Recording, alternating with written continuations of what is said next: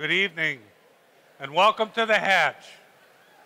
I am Ray Braun, a proud alumnus of BGSU and Dean of the College of Business. Tonight, you will have the opportunity to see 10 student entrepreneurs, fondly referred to as hatchlings, pitch their 8 business ideas to the Falcon investors. A panel of alumni prepared to fund those business ideas they believe will be successful. Each hatchling has completed a 10-week mentorship program with an alumni mentor who is with them this evening. The Hatch is streaming live on the College of Business websites. We have hundreds of Hatch watch parties occurring throughout Ohio, the United States, and the world. Thank you all for joining us this evening. Keep an eye on the live Twitter feed for shout-outs to your Hatch watch party. For those of you tweeting tonight, please use hashtag #TheHatch2018. Before beginning our program, I'd like to welcome and introduce some distinguished members of the audience who have supported the entrepreneurial spirit at BGSU. Please hold your applause until all of our distinguished guests have been announced. Megan Newlove, Chair of the Board of Trustees; Steve Daly, Member of the Board of Trustees; Cody Clemens, Graduate Student Member of the Board of Trustees; Kyle Johnson, Undergraduate Student Member of the Board of Trustees; David Levy, former Chair of the Board of Trustees; Dr. Rodney Rogers, President of Bowling Green State University; and Dr. John Fisher, Interim Senior Vice President for Academic Affairs and Provost. Thank you, trustees, President Rogers, and Provost Fisher for supporting the entrepreneurial spirit at BGSU.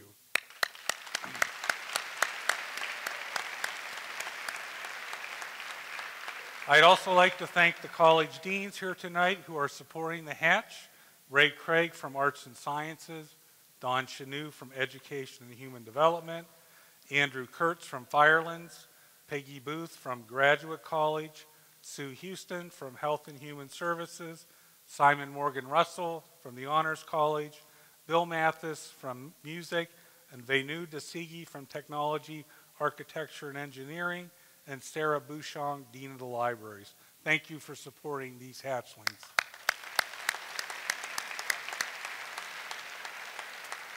And many thanks to the faculty and staff in the College of Business here tonight who have helped prepare our hatchlings and make this event possible. Finally, I'd like to thank our sponsors, starting with the Pnc Foundation as a platinum sponsor of all of our e-week activities.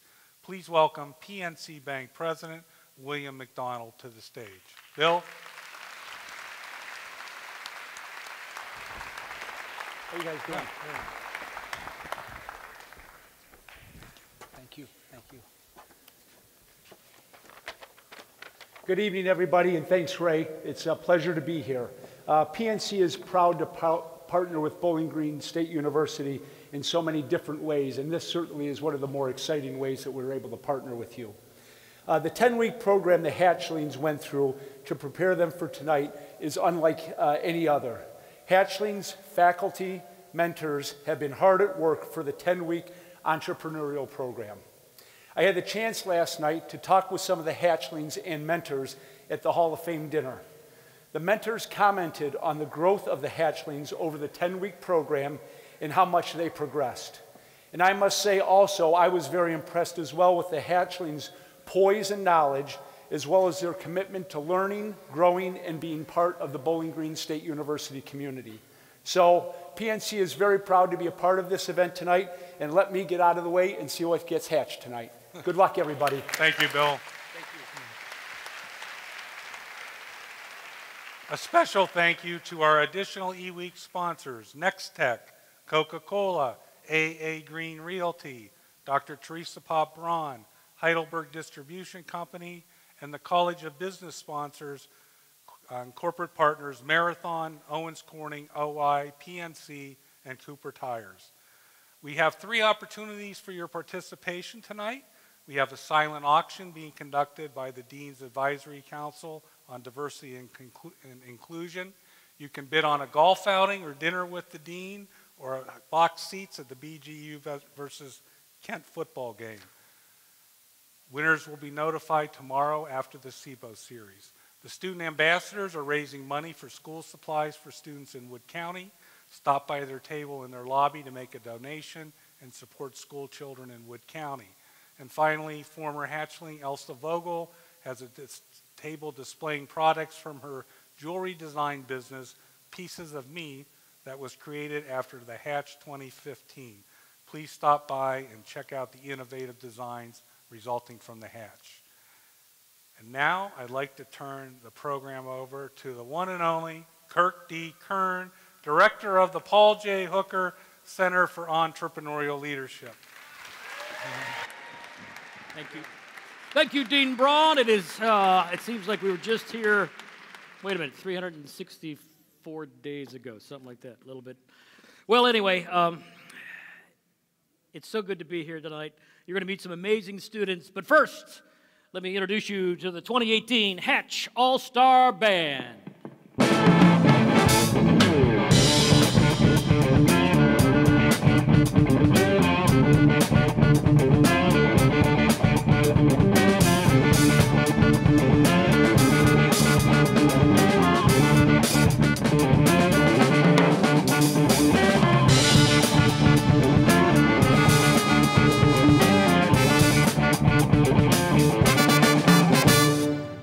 We'll hear more from them in a little bit. So during our fall semester, we solicited business ideas from students throughout the university's Maine and Fireland campuses.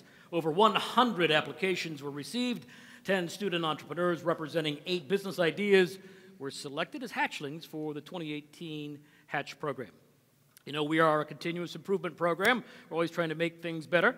And to enhance the curriculum this year, we've done some great things. Number one, we have been having group meetings and doing marketing research, graphic and product design, entrepreneurial finance, law, IP. We've had classes about those things and also how to deliver a persuasive presentation that you're going to see in just a second. Again, this year, I've had several funding opportunities for the hatchlings, recognizing that many of the students need further help to refine their business ideas after the hatch. The Falcon investors can make incubation. I'm having a heck of a time tonight. Maybe I need some water. I'll be there in just a second. But we are very excited about these opportunities to participate again in professional incubation. For the 3rd year in a row, Anthony DeMoore, LLC, during the summer, he'll be incubating companies. If so, they're funded tonight. And for the 2nd year in a row, the law firm of Moore, Yorkovich, and Debo in Cleveland will be providing all startup legal support pro bono to our hatchlings. So thank you very much. And we really appreciate your and Anthony's and everybody's help in this program. Because it takes a lot to raise a hatchling, as you know.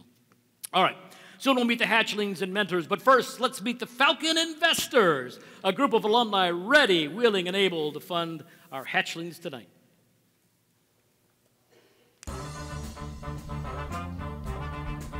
Tonight, BGSU students will ask Falcon investors to fund their business ideas.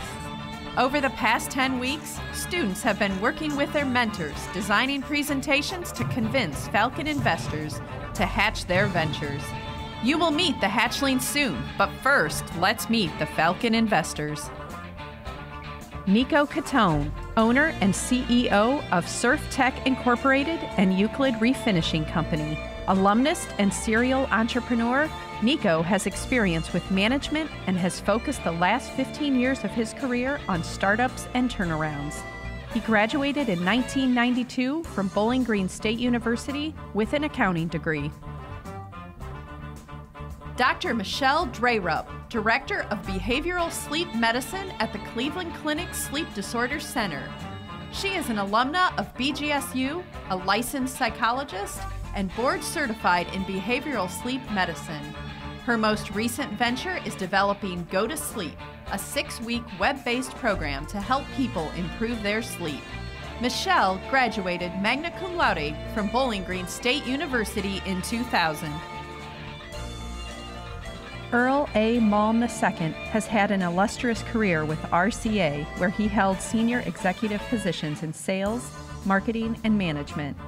Earl also served as president and CEO of Highmark Capital Management and was chairman of ValueClick, an online advertising company. Since retiring in 2012, Mr. Malm has been devoting his time to entrepreneurial consulting and advisory activities through his private investment firm. Earl is a proud BGSU alum, graduating in 1971, and is married to his Falcon Flame, Pidge. Brian Sokol, a serial entrepreneur and inventor, holds patents in everything from a drug that prevents airborne diseases to waterless car wash and now a cell phone alignment pillow. Mr. Sokol is CEO of Enduring Wellness, based in Cleveland, Ohio, a company that brands consumer products for the Cleveland Clinic. Brian earned his bachelor's degree in 1982 and MBA in 1983 from Bowling Green State University. Mark C. West, an executive with over 25 years of experience in developing and implementing high-performing procurement and supply chain organizations. Mark is currently president of Shared Clarity, a firm that utilizes science, physician facts, and independent studies that lead to improved patient outcomes and lower costs. Mark is a 1990 graduate of Bowling Green State University's College of Business Administration. And Matthew Yorkovich, founding partner of Moore, Yorkovich & Debo, a boutique law firm in downtown Cleveland. Matt is passionate about the redevelopment of Cleveland and works with various community development corporations on real estate acquisition, redevelopment, and small business advising. Since 2011, his law firm has been a funder and legal service provider at the incubator at Magna, working with product-focused technology startup companies in Northeast Ohio. Mr. Yorkovich is a proud BGSU alum, graduating in 1999.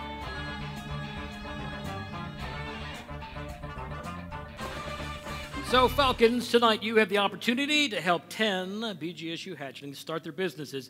Each hatchling has been paired with a mentor, and together they have been preparing their presentations for you. Here is the pitch format. Take a look at this slide. Each hatchling or team will introduce themselves and define their ask. They will then have 4 minutes to present their business ideas. Once that occurs, you will have 6 minutes to ask questions and make offers. I will announce a 2-minute warning, which will signify time is running out. Earl Malm is our lead investor and has been for 3 years now? 4 years. 3 years. Long time. Earl, do you have some wisdom for our hatchlings tonight? Well, I have some wisdom, yes, but not for the hatchlings. All right. It's to try to clarify everything for everybody else. But first of all, on behalf of this panel, I think it's a good opportunity for me to take the time to say, President Rogers, who I know was really key and instrumental in starting this whole thing, Dean Braun and Director Kern, congratulations on an award-winning program, and thank you for allowing us the opportunity to get a first chance to take a look at these investment ideas. So we really appreciate that, and you're to be congratulated. Thank you. Thank you.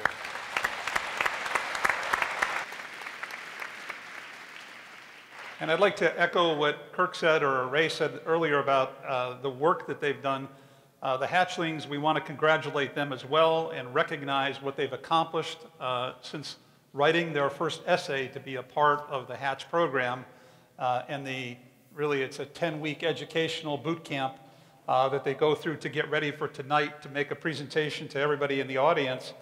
And really, this is the first time in their whole process of being an entrepreneur where they're developing the skill of raising money and selling their idea. And it's a skill as an entrepreneur that's going to be critical to them throughout the rest of their career. Now, many of you may be familiar with the Shark Tank program. And so the Hatch tonight is very much like Shark Tank, only a hell of a lot better. Okay? There are some things that are the same, and there are some things that are different. So let me tell you, each of us is an angel investor in our own right. And these are angel programs that we're investing in. We're committed to not only investing our own capital, but we're also committed to investing our resources in terms of time, connections, networking opportunities that we can provide, as well as the experience that we have from all the years that we worked in business. Now, that's how we're alike. Where we're different is that this is all live. The first time we saw these presentations was about 2 hours ago. So we haven't had a whole lot of time to react to anything, everything that you see. So there's no editing. The students will be responding in live time, and we'll be asking them. There's no pre-rehearsed questions or anything else. Second is that unlike Shark Tank, all of those companies are operating and have revenues. These companies are all ideas. They haven't completely happened yet. And they are hatching. And this is the first step in that hatching tonight. So they present a significant more amount of risk. And it's one of the critical reasons why we have a program. The sharks don't offer incubation, but the Falcon investors do offer incubation, which is another step that the hatchlings can take to refine their idea and get it closer to the point in time of marketability. So we're pleased to have Anthony back leading that. Anthony, maybe you just want to raise your hand, everybody. It's a very professional incubation program that we'll put them through. And if they agree to the idea, we'll probably negotiate with them a little bit about what's going to go on there, but you'll see that in their presentation tonight. So for the hatchlings tonight, there's 3 potential outcomes. A yes, meaning that we like the idea and it's something that we might want to do. We have to negotiate a deal yet, and they're going to present an opportunity to us. A no doesn't mean that we don't like the hatchling. It just means that the idea probably doesn't fit with what we like to invest in or what we think we can help them with. So we encourage them to be very strong about their idea and continue in their beliefs and to move forward. And finally, the opportunity for incubation, which I guarantee you, when incubation is over, they'll be coming back and screaming at us, where's our money? So we're very excited that you're all here, and we're very excited to be here tonight. And Kirk, I'll turn it back to you. Earl, thank you so much. Brian Sokol always has something exciting for us, and you've got some special guests out in the audience you want to introduce. Will you yield the floor, Mr. Chairman? Yes. Okay, thank you. Remember, this is a 2-hour show, boys. Yeah. Come on. Just a couple comments. Those of you that may not be in this business of the real world Shark Tank, last year 2% of all venture capital, angel capital, went to female entrepreneurs, 2%. This university on this stage tonight has 6 of 8 entrepreneurs that are led by females. So when Earl, yes. So when Earl tells you that we're here for a reason, it's very, very true. And we're very proud of this program. Secondly, the announcement tonight, if I could have Eric Tyler stand, please, and Bill Lawrence. And Tom Wilson would be here, but he had a last-minute sinus infection and was grounded. These are gentlemen that have come this way to be what are known in the parlance as sidecar investors. What that means is really for the first time in 6 years, we have a waiting list of other investors that would like to take our place, maybe steal a deal, maybe get in with us and fund a deal. That's never happened before. So as this program continues to grow, we've got very successful entrepreneurs in their own right that have come here to support these individuals and invest. Thank you very much for doing that. And then, thank you. Thank you, Sok. One more thing. I'm sorry.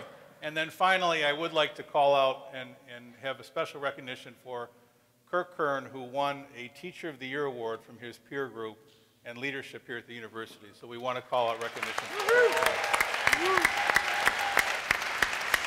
Very humbling. Thank you. All right. Yeah, thanks. Thank you.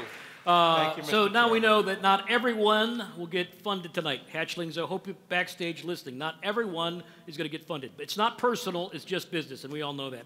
All right, all of you have the opportunity to comment on deals as they happen live. I want to see the tweets come rolling in. Now, you will see me up here on occasion on the laptop. I'm not emailing my wife our grocery list. What I'm doing is communicating with people backstage who will tell me what's going on for tweets. So you can do it. As Dean Braun mentioned, we have a special Twitter feed set up. It will be projected throughout the night, so tweet your thoughts at us using hashtag #TheHatch2018. Hashtag #TheHatch2018. So let's get it rolling.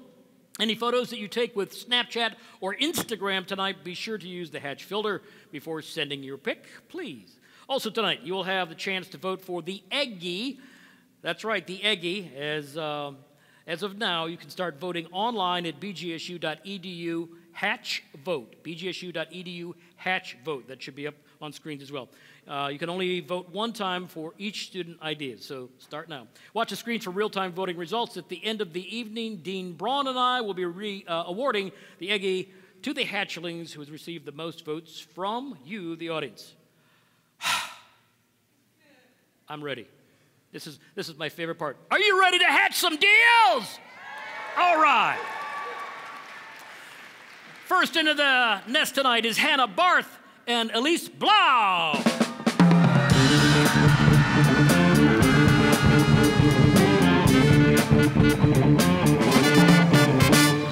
They are both juniors in the College of Education and Human Development, majoring in early childhood education.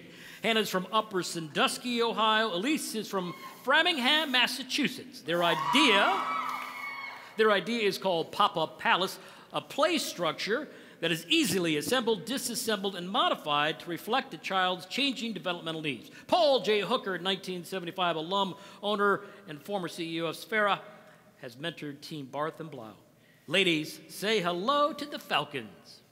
Hello, Falcons. I am Elise Blau. And I'm Hannah Barth, and we are the Queens of the Pop-Up Palace. Our product has the potential to bring joy and imagination into learning. Now, let's get down to business.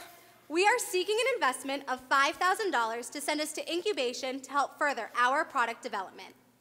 Hannah and I are both juniors in the College of Education, majoring in inclusive early childhood education. Through our program, we've been placed in various childcare settings. This year, we are both student teaching in a pre-kindergarten classroom with children ages 3 to 5 years old. During our time teaching this rambunctious age group, we have learned from our classroom mentor teachers that over the past few years, the preschoolers coming in have had a decreased ability to complete everyday tasks. We started to notice these skill deficits when working with them, whether it was watching them attempt to hold a crayon, zip their jackets, or even just their lack of general knowledge of shapes, colors, numbers, and letters. While we have noticed a decrease in these skills, we have also noticed an increase in children's screen time. The very happy children in these photos are myself and Elise. We played with blocks and hula hoops and toy cars and playhouses, and we used our imaginations. There are so many apps out there that claim to be educational. However, children are missing out on using their imagination in real-life educational play. And we've learned in all of our education classes for the past 3 years that children learn best through hands-on experience. That is where our product comes in. The Pop-Up Palace provides fun, educational, hands-on learning that offers the same portability as an app, but takes the children away from their screens. The Pop-Up Palace is a portable educational playhouse for children ages 2 to 5 years old.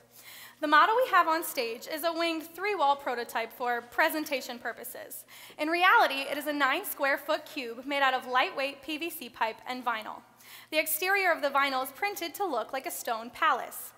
The palace comes with removable panels that offer educational benefits to a wide range of developmental areas. The model comes with 3 panels that you can choose out of a plethora of choices. Some of those choices include a chalkboard or whiteboard panel to work on various pre-academic skills, a gear panel with different sized colorful plastic gears that turn together to work on their fine motor skills, a texture panel that exposes the child to a variety of textures to stimulate their sensory needs, an adaptive skills panel that works on buttoning, zipping, and tying, and a Velcro panel that has different picture cards to work on both math and literacy skills. The panels hang from the top poles by hooks, and each wall can fit up to 2 panels. There are about 8 million families with children ages 2 to 5 years old who would greatly benefit from the Pop-Up Palace. And if we can sell to just 0.5%, that would account for 40,000 units sold. The portability of our product allows for families to take our palace of imagination anywhere they want. And the fun, interchangeable, hands-on panels allow for children to have hours of fun anywhere they go. And while they grow, the panels adapt to challenge the child by remaining developmentally appropriate. It costs us $44 to manufacture our product, and our retail price is $99, giving us a gross profit of $55. And if you graciously send us to incubation, we will be able to create a prototype that can be child tested and approved. And we will be able to obtain a better sense of our cost and market feasibility. And of course, you would get a right of first refusal to decide if you would like to continue with our product. So, the question is, who wants to be royalty of the Pop-Up Palace, where learning rules? Yay, ladies! The Pop-Up Palace, $5,000 in incubation. I might as well just start with the first chair and work my way down. Mr. Sokol, you have 3 educators in your family. You have 3 daughters who are educators, Yeah, and you... That's right. Each one of my daughters are teachers. The twins are early childhood education teachers. And they talk to me about these problems, but they deal with them in centers within the school, right? So you come in and you go to a math center, a reading center, a motor skills center, and you're presenting this to us as a consumer product to be purchased by parents in the home, not as a product that would be sold as part of a curriculum in early childhood school. And that's kind of where you lose me. One of you was in the Cozy Coupe. I know the two guys that did the Cozy Coupe. At one time, that was the best-selling car in America. And that was a very simple consumer product, not such an educational, multifaceted. To me, this seems as if it's a more of a preschool product, and you should. I think you're too early for me to get excited, is what I'm trying to say. I think it's. I understand the idea, but I think it's too early for me to see it as a consumer product. So you have folded already. You throw your cards down and you're folded already. All I'm sorry. All right, so I'm going to go up to the back to the Falcon Flames. Matthew and Dr. D, you've got girls. Talk to me. So, they're looking for $5K of incubation. Are we allowed to ask the girls and have them come? No, I'm just kidding. Brian Sokol's not the only one with sidecar investors. We got a couple sidecar investors. Do you? You want to introduce them? An 8- and a 5-year-old out there. I got you. Deep pockets. Yeah. We got 4.5 minutes left. So what do you think? One of the things that was often talked about when gifts were brought into the home is, well, it's not a large piece of plastic thing. So I appreciate that this can fold up. Portability, I'm not really as concerned about as this can fold up and be put away. In terms of kind of as a business model that the panels, they can continue buying panels and that it grows with their development, I love. Now, my father made my daughters a ballet bar out of PVC pipe, and it was very much bigger, stronger, sturdier, and they would knock that thing over and harm themselves. So that is my concern in terms of having these things hanging down, the PVC pipes. It looks like I can just imagine that really easily falling over. So. Yeah, I like your idea. I thought your guys' presentation was wonderful. Yeah, you did a great job. Thank you. Awesome. Thank you. One of the other things I really liked is that you guys are doing what you know. I really like to see it when the hatchlings are, in a field that they're familiar with. They're practicing their education in the companies they create. I really appreciated some of the materials I read about that you guys put together as well. One of the questions I had is that you guys talked about one of your exit strategies is to license this to another manufacturer or distributor. The problem that I have with that is I don't think that's as possible without strong intellectual property. And if you go to Step 2 or one of those other competitors that you'd mentioned, there's no way that they just won't take this idea, and you really have no way to kind of protect yourself from that. And so for that reason, I'd be out. I'd be afraid that one of those bigger guys would... That's cool. I got 3 minutes. I've got 2 outs. Mark. Yeah, can you educate us a little bit on the competition and what products are out there, what the price points are, and how they're distributed? So there are other products out there like tents that can be portable and taken apart. However, there aren't products that offer educational benefits as well as imagination benefits. So that's something that sets us apart, is that the children are able to use their imaginations and get an educational benefit kind of without realizing they're learning. And that's something that through incubation we'll be able to create a more sturdy prototype. We'll be able to create panels that are more educational, but there aren't any panels out there now that are educational and fun. And additional questions, Nico? I hate to admit it, but I got to agree with Brian. You hate to admit it? Yeah. I have 3 little kids. The 9-year-old would use it as a tent to hide from the younger ones. So I think it's a great concept, and I think you're going after a market. It needs a lot more refinement before you would be ready for incubation, or at least for me to be. So I'm out. All right, so the way this works, you would explain it? Well, I want to make a comment first, though. Okay. You made a great presentation, okay? And the energy is phenomenal. Yeah. There's a lot of reasons why I would like to turn the clock back and be a preschooler again. One of them would be that the 2 of you could teach me, okay? And I'm really looking forward to the students that you raise over time, and it'll be great. I love components of this, but I think it is a very difficult and crowded space. The educational side of it is great, and I think your target, I don't think you should quit pursuing it, especially if you go into teaching professionally, because I think that your target is really other professional institutions. You need to convince some preschools. 30 seconds. Okay, and then they in turn will be the ones who convince the parents. And the parents are the ones that are going to buy all the panels. And what you really want to sell here is a lot of panels and constantly change and update the panels.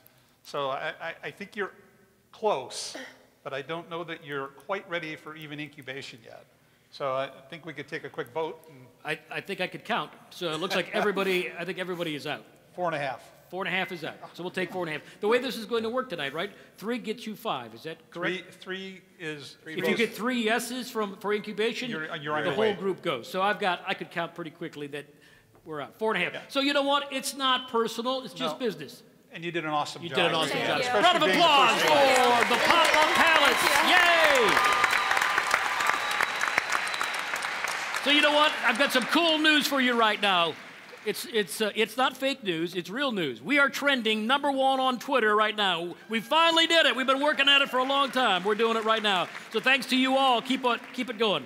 You know, there are also 1,500 of you with us tonight in the field house. Did you know that? 1,500 people here. A little while ago, 5 o'clock, Hatch Tonight was broadcast live. This show is hosted by BGSU communication students Parker Kern and Emily Cohen, with help from Bree Sabin and featuring BG's own Van Wright, Hall of Famer Brian Sokol, 2015 Hatchling and Eggie winner Elsa Vogel-Voss, and the one and only Dr. Gene Poor. They analyzed the 2018 Hatch ideas. I don't know who you selected. Maybe I'll find out later. Oh, what fun it was. Over 500 high school students are with us tonight. So thank you for being on campus. Where are you high school students? Let me hear from you. That's cool. We're really glad that you are here. All right, next up is Isaac Rogers.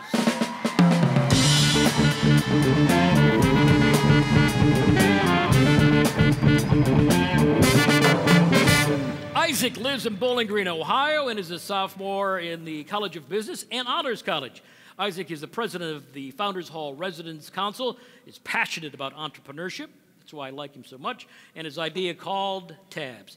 He credits dyslexia and cystic fibrosis with inspiring him to think and seeing things differently. Second-year mentor Steve Zirkle, 1984 BGSU alum and my friend. He's past chairman of the College of Business Leadership Council, has mentored young Mr. Rogers. Isaac, it's your turn to wow the Falcons. Hello, Falcons. My idea is TABS, and it's an app, and I'm looking for $5,000 for incubation. Research says 60% of you take medication. Research also says 60% of the audience takes medication. 190 million people in the United States take medication. Research also says that the majority of you do not take medication consistently or not at all. And that is why we have a $300 billion health crisis in the United States today. And I have the solution.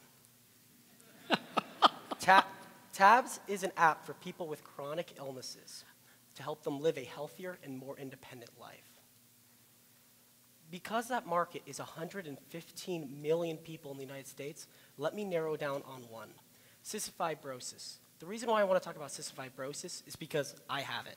So let me walk you through the day of someone with cystic fibrosis.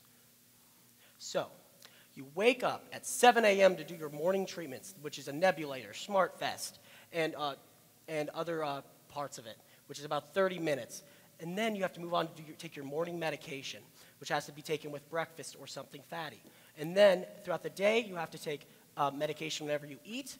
Then you should also get some exercise in there. And then you have your evening medication that has to be taken 12 hours apart from your morning medication. And then you finish it all off with your evening treatments once again, repeating that same order in the morning. Crazy, right? Don't you wish there was an app that helps you organize all this stuff? Well, there is. Let me show you. TABS. So there are 3 parts of TABS that I want to talk about. First one is basic patient information. So this is just like any other app. If I was going through it, let me show you. I put my name, Isaac Rogers. I put my doctor. For example, I could put Dr. Dreyer. And I'd also put in my daily routine, which I just showed you earlier.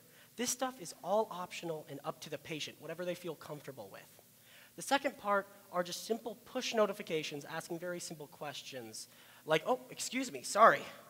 Yes, I have taken my morning medication. Sorry about that. Sorry. Oh,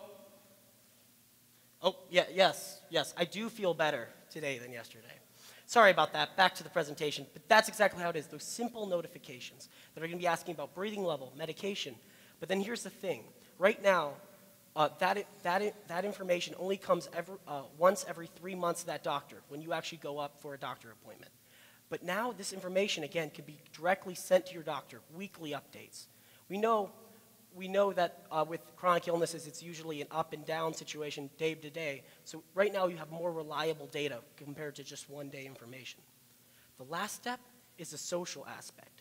The social aspect is broken up into 3 areas. A group chat where you can talk to people with the same chronic illness as you and really have a dialogue between two about different medication and drugs you take. The news feed, which will give you updates about new treatments and new medication coming out, while also giving you about fundraisers in your opportunity, in your location you can attend. Now, the last part is a support group, where you can really have a discussion about these deeper issues that only someone that is going through the same thing can really understand. So let me tell you about the market size, because it's huge. 115 million people in the United States have chronic illnesses. If I was just trying to target 5% of that with a simple 99-cent app model, I can make $5.7 million in revenue. So let me talk to you about monetization, because right now I have 4 different ways I'm thinking about monetizing. First one, which I just listed before, 99 cents app, very simple. Next one, free app but with advertisements. Third one, free app but with add-ons, so you pay extra for additional features. And the last one's a little bit more confusing, but it's a licensing agreement, where if I could show that Tabs creates people having healthier and more independent life, I could sell that to health insurance providers, because that $300 billion I was listing earlier is mostly affected by the health insurance industry. So my ask again, $5,000 for incubation with the Hansen Group, so I could do my proof of concept in a demo. So Falcons, who wants to help me make over 115 million people's lives just a little bit easier? Thank you. Yay. Isaac, nice job. So Falcons, before you jump in here, let me just explain a couple of things. Steve Hansen, Hansen Inc. Steve-O, where are you? Just give me a war whoop. There he is, right up top. He has helped not only Isaac, but also Kristin Grom, who you will see very soon, in some app development. So we appreciate that. What Steve has indicated to Isaac and me is that he will go ahead, if you decide to incubate, he will give Isaac $10,000. He'll match your 5, give you $10,000 in-kind donation for incubation. Is that correct? So that, I think, kind of sweetens the pot a little bit. So that's very cool. So Earl had his hand up. He wants to talk. Earl. I also, is there another relationship there? Is there some technical support relationship? It's not more than just money, isn't it, that's going on between the two of you guys? He has been help us. He's been down there. Kristin has been down there to work as well. So yes, there's been some technical things happen. We try to do what we can to help our students be propelled and be prepared for tonight. So. And I think in reading your original application that you have a distinction, that along with Kirk and Brian and I, you might be the only person that's been at every hatch that's on the stage right now. Is that correct? Yes, that is correct. So you deserve a round of applause for that. Okay? All right, so let's cut a deal. He wants $5,000 for incubation. Earl, what do you think? He called Dr. D out. I was going to start up there, but Earl, I'm going to start with go you. ahead. All right, Dr. D, he called you out. What do you think? No, you can't. You just put your hand in. So one of my projects was in app development, so I know what it takes to go into that. A lot of support, so it sounds like you're lining up your team already. I loved your presentation with the interaction of the notifications. And my question, being in healthcare, this has so much use for both patient and provider. Are there anything comparable out there, or what is your competition? So right now my competition really is two. There's a simple Pillboxy app, which is simple reminders about a medication, where you say, this is when I take my medication, and then it'll say you a push saying, did you take your medication? You're like, yes, or you're like, eh. And then the other part is called CF Rise, which is connected with only CF patients, but it's a simple kind of like, okay, we know you're a CF patient, and this is sort of what you go through, and this, we already kind of have it set up. There's no social aspect, and there's no connection to the doctor, and it's only asking questions about your medication and treatments. It doesn't ask you any of those other important questions about your health condition. 4 minutes. All right, I have a proposal. Okay, all right. From the first time I met you, I think you and Steve Zirkle have done a great job. It's a big idea. It's a lot of complications. You can get lost in the weeds. Here's something for you to think about. Do you know who pays for my daughter's health insurance? They're 22 years old. 22. I pay for them. Yes. Okay? Yes. And do you know what happens to my company if those girls are non-compliant for whatever reason? It costs my company. And so where I think this idea is headed is in the wellness industry, where there are companies that go in and manage for large institutions the healthcare expense of their employees, because non-compliance for an employee, for an employee's child, costs the healthcare system. And you said that in your presentation. 3 minutes. So what I would like to propose is that we do in fact fund you. Eric Tyler is a founding member of Bravo Wellness, a very successful company that sells wellness products. And so we would fund your incubation, and then Eric Tyler would take you to the owner of Bravo Wellness, Jim Pashak, as an owner of that company. And we would really then ferret out a direct handoff for your invention into the wellness industry. So I've got 2.5 minutes. I've got one yes One for yes. incubation. Matthew, Well, you guys are a couple, so. yeah, you talked about your competition, and while nobody might be competing in the cystic fibrosis space, I found 461 medication monitoring apps on the Google and Apple App Store. And for that reason, I'd be out. That's just a lot of competition in that space. And So I've got one in, one out. Nico, shake it all about. No. How much time do we have? Eric, are you We've got in? 2 minutes. Eric Tyler's in. Okay, right. so that's your second. Yep. I would not be in, but I'm not in, but I invested in an app that was for a similar enterprise, and I'd be willing to lend some development help. Okay. Show you what it looks like, from that standpoint. So I need one more I'll be in. the reverse of a sidecar, let's say. Okay. I'll be on the side. All right, Mark. Need one more in. This is really out of my wheelhouse. Yep. But I also I agree with Brian in the fact that I think it's on the wellness side. I'm linked with a very big commercial payer. I think that's another avenue to consider. Minute and a half. And although this is out of my wheelhouse, and I know that I don't understand the cost of app development, this and that, I love the cause, and I'm in. Okay, so that's good. Yeah, Earl, that's it. Earl, last word, 30 seconds. So I can count to 3. Earl. Well, and I'm in as well.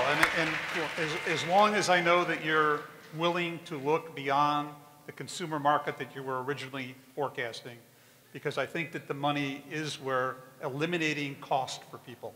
And the people in this case are people who have the big checks, the corporations and the wellness companies and That's right. the providers, as opposed to the individual consumers. So let's go for $1 million checks instead of 99-cent checks, okay? Yeah. So Steve-O, you got to step up, bro. I know you will. Congratulations, All right, you got we're a deal. You got a deal. You got a deal. You can, sure, go over. Thank you so much. Congratulations, Isaac. Way to go, Isaac. Great job.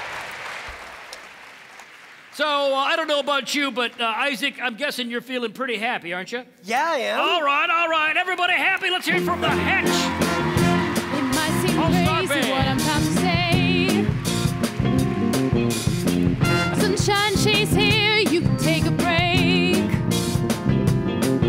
I'm a hot air balloon that could go to space. With the air like I don't care, baby, by the way. Clap along if you feel like a room without a roof. Clap along if you feel like that's what you want to do. Clap along if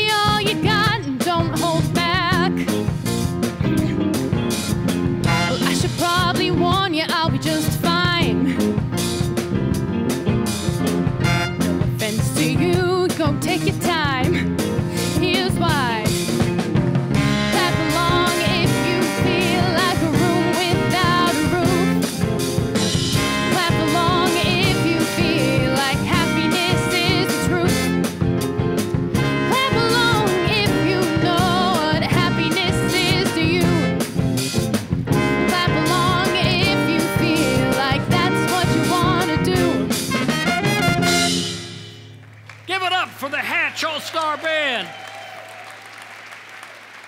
They're doing a great job. Parker, led by Parker Kern tonight, I think you're doing everything, dude. Hopefully you're going to wash the car. Introduce to your squad tonight. I'll be doing that for you. Hi, everybody. You guys having fun tonight? Are you having fun tonight, guys? Come on. There we go. Wonderful band with me tonight. Of course, the lovely, talented Anna Berkemeyer on the vocals tonight. On the trumpet back there, Mr. Tom Darlington. Charles Hill on the bass guitar. Mr. Michael Puppis on the keys. Jared Sines on the saxophone tonight. Behind me, Mr. Jordan Sapara on the percussion, and I'm Parker Kern. Great job. That makes this whole hatch a whole lot more lively. Buckeye Career Center, East Holmes campus is tuned in, watching live in Berlin, Ohio tonight, so hello to you all. All right, ladies and gentlemen, please welcome Kristin Grom to the stage.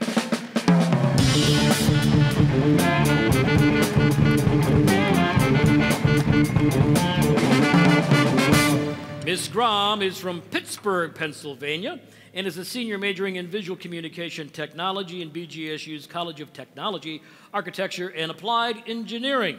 Kristin has volunteered over 200 hours at the Wood County Humane Society that helped to inspire her to create Power Play, an app-controlled dog toy.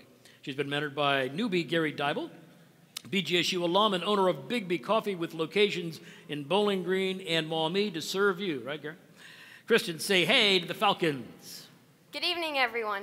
My name is Kristin Grom, and tonight I'm asking for a $5,000 investment towards incubation for my product, Power Play, which is an app-controlled dog toy with a plush exterior that's removable, replaceable, and washable.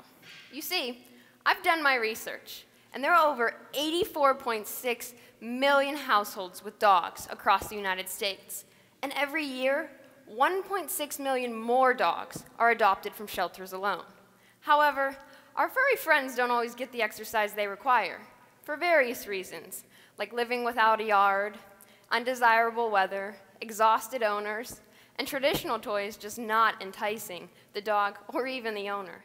And some owners, unfortunately, face mobility issues. But you see, my product, Power Play, is more than just a dog toy. It's a solution. Let's take a look. Introducing Power Play, the world's only app-controlled dog toy with removable, replaceable, and washable plushes. Power Play allows you to exercise your pet indoors or outdoors.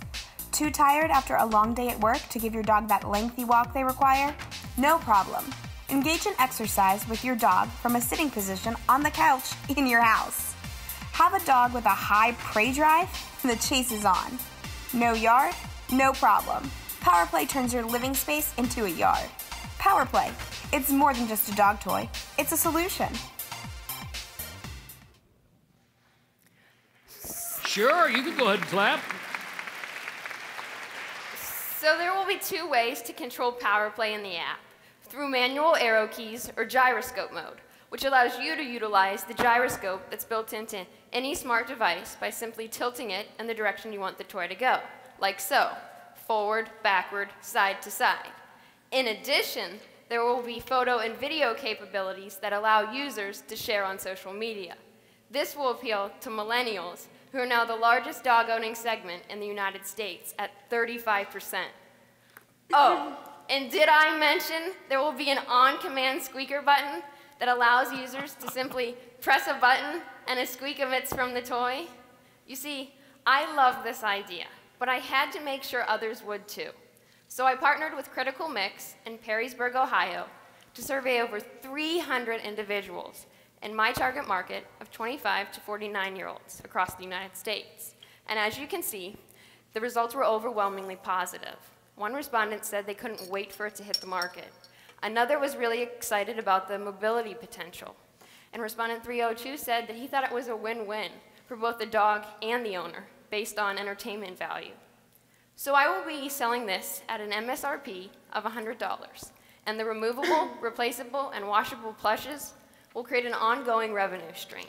But let's take a look at a market example. As I said before, there are 84.6 million households with dogs. Millennial owners represent about 29.6 of those households. So if I were to target the millennial household owners at 0.5%, that would be about 148,000 people. Multiply that by my MSRP of $100, and that equals $14.8 million for just 0.5%. Falcons, in order to move this forward, I'm asking for a $5,000 investment towards incubation for my product. As a manufacturer, what I hope to get out of it is to work with an industrial designer on the technology, and then test it out on a control group for proof of concept and to make sure that it is viable. So now that you know what all the bark's about, who's ready to let dog owners be the ones to sit and stay while they play? Great job. Power play, $5,000 incubation. Nico, you got any dogs at your house? Yeah, we've got a dog for sure. Again, going back to my kids, I think I'd love this to send the kids into the other room.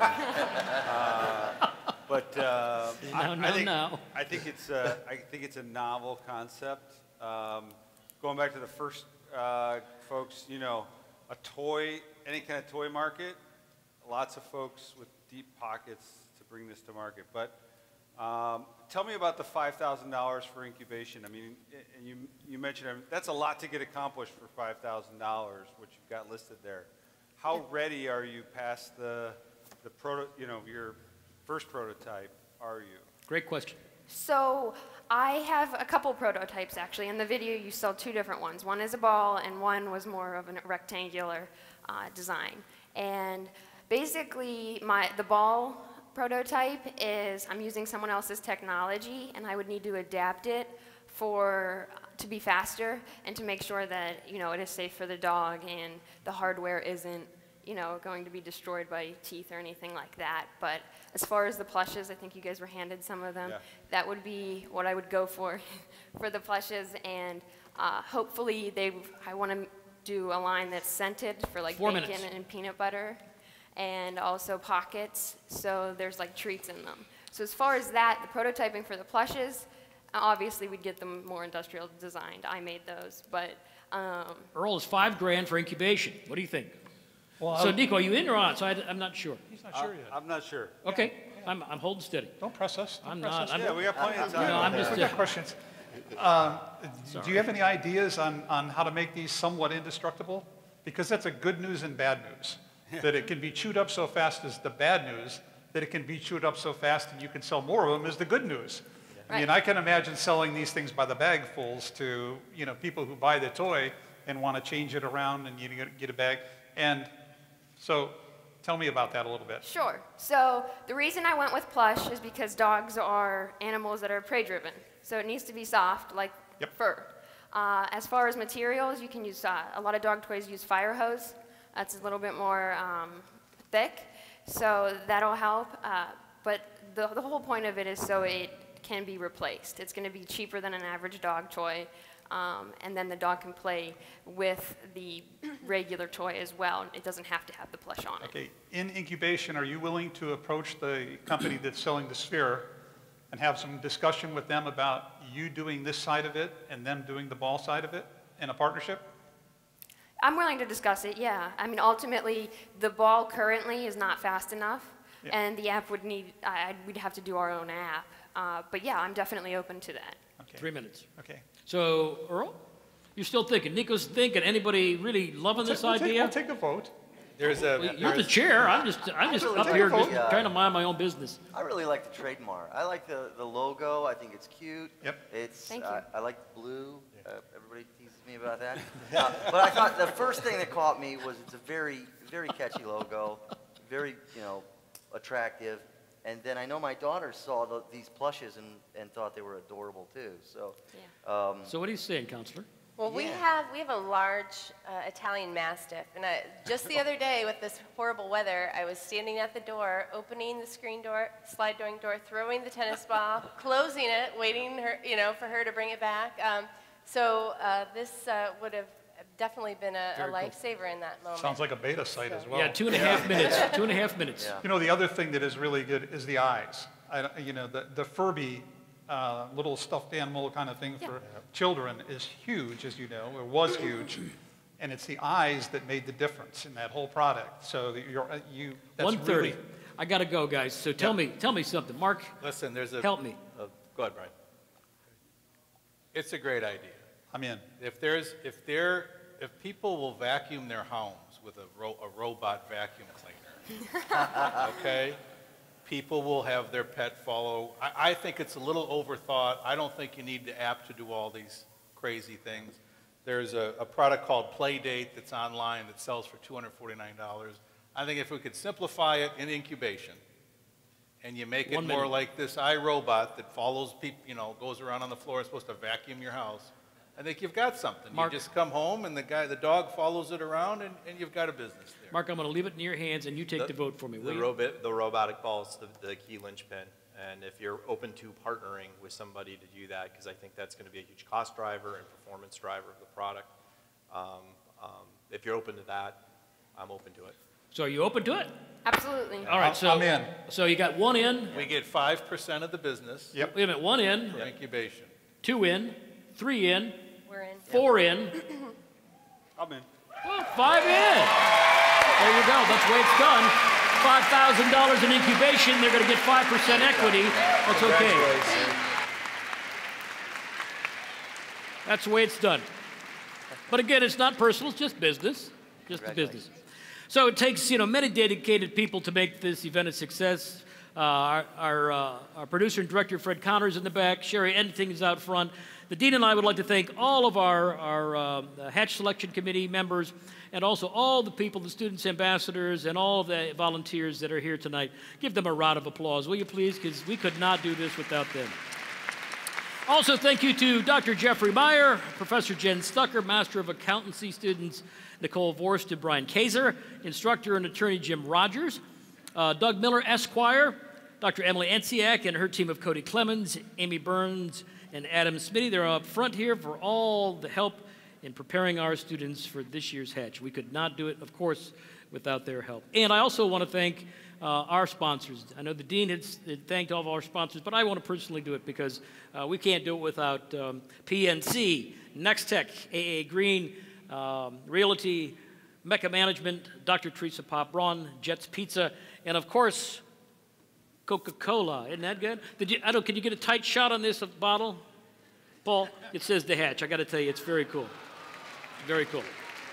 Limited edition. I really needed that. All right. Next into the nest is Rachel Poling.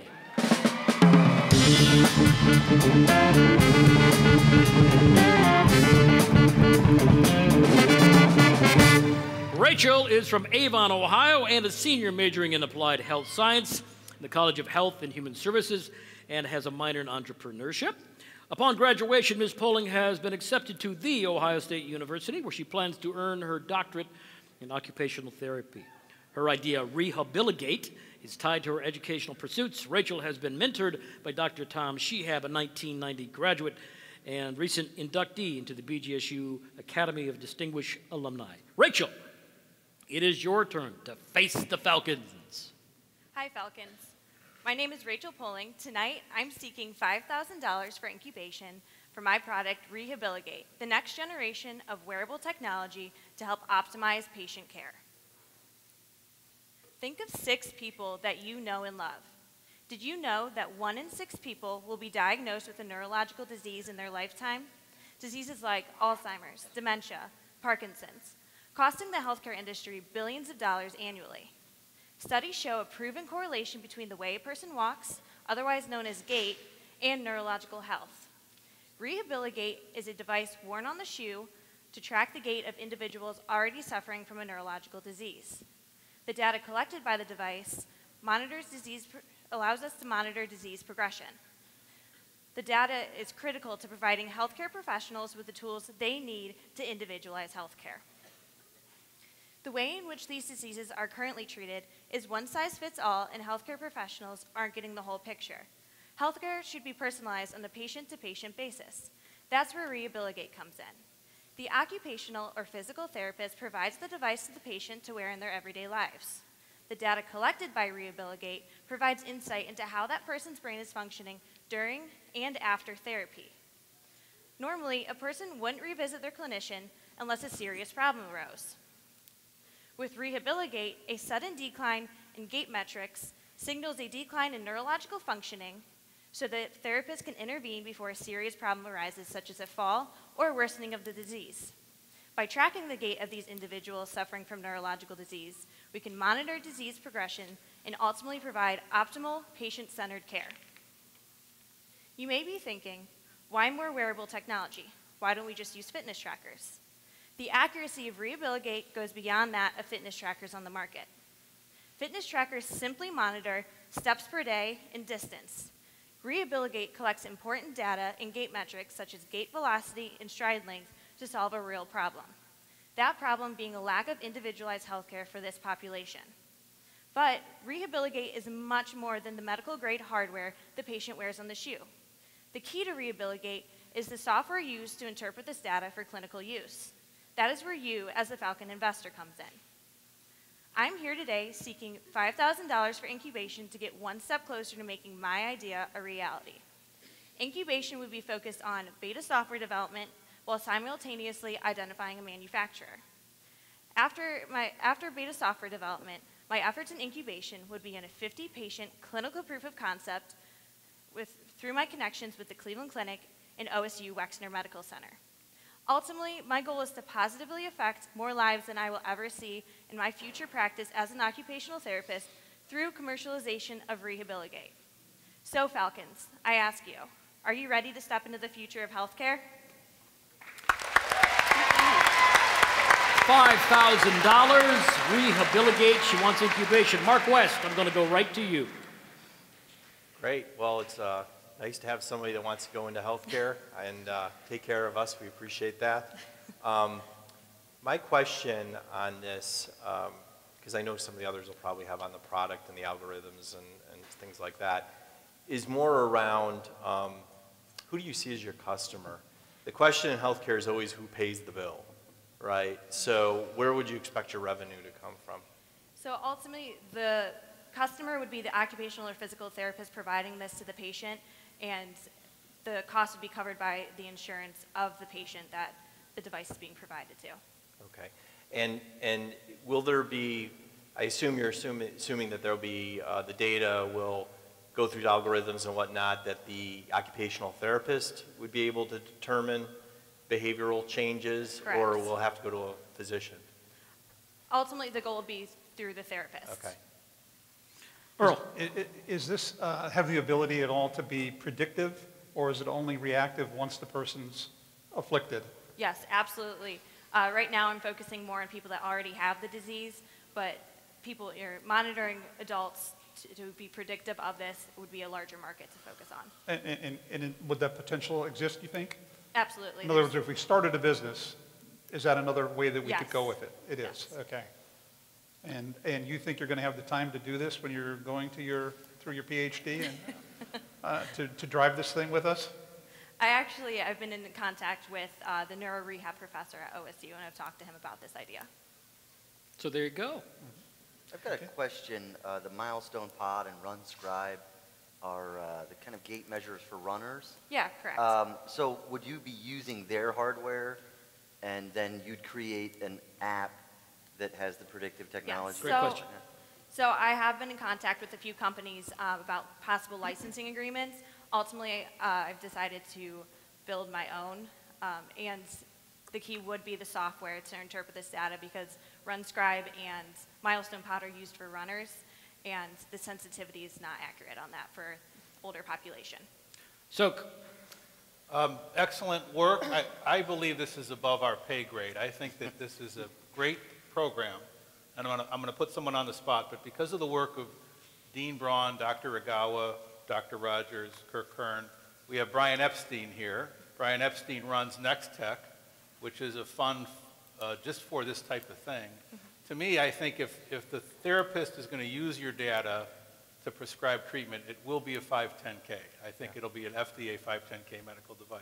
3 minutes. And I think if Brian agrees, I don't think this isn't like, no offense, but this isn't like a dog toy this is a real deal, sophisticated prescriptive medical device, and I think this would be perfect for Brian Epstein and Next Tech and all of that to take a look at. So his head's shaking, so I don't know what that means. So you're going to do the $5,000 of incubation and in-kind services? I think it should run through Brian Epstein, and we should really take advantage of this collaboration that you've put together since August. I mean, this is a brand new collaboration in the region, Mercy Healthcare System, ProMedica. It's an outstanding opportunity for someone with such a sophisticated product as yours.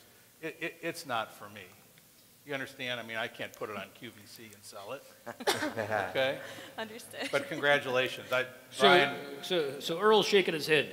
Well, no, and I think, though, that what you've accomplished is already very significant. The name that you have behind it, I think, is great.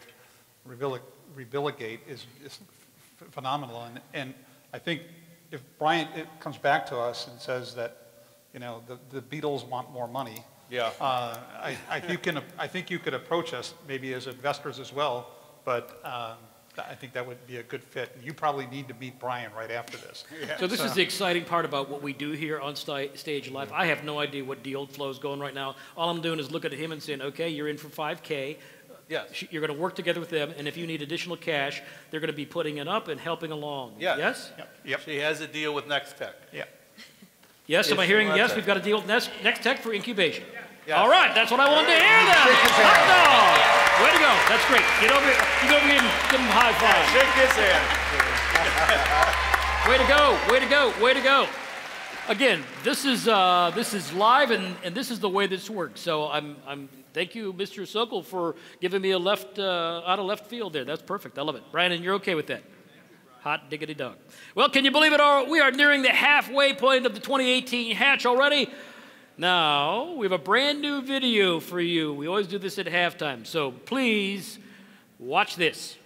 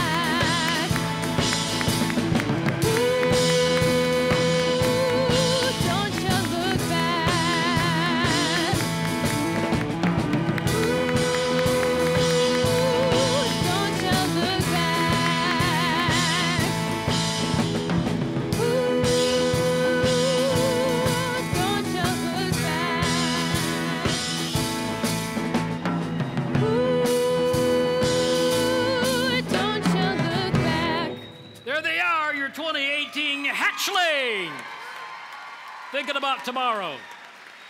All right, let's go on with the show. Hey, thanks to Mike Hart and producer-director Nick Army and his team from Hart for their generous donation in making this video. We certainly appreciate it. So I have to stretch here just for a second as they turn around and get ready to go. We'll see how it is. Guys, you all right? You need any beverages? I don't know where the heck to get any. So. Coke. Yeah, hopefully you're having a good time tonight. I should let you know the Columbus Grove Bulldogs would chase the Power Play dog toy. I thought I'd throw that out there as well. Are we ready to go? All right. Next up is Team Bundy and Halter.